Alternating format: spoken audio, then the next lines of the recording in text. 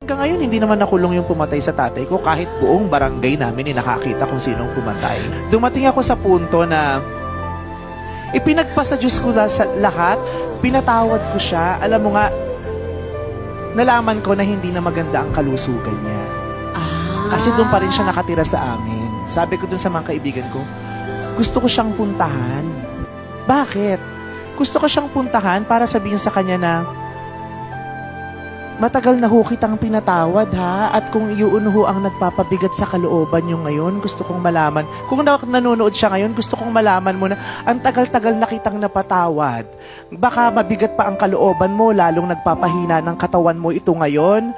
Gusto kong malaman mo na wala ka nang iisipin sa amin, sa buong pamilya namin, sa nanay ko, sa mga kapatid ko, napatawad ka na namin, malaya ka na sa galit mula sa pamilya namin.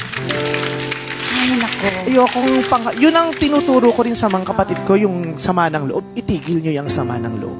Kasi nakakapangit, nakakasira ng disposisyon. Hindi ka magiging matagumpay, hindi ka magiging maligaya kung lagi ka nalang galit.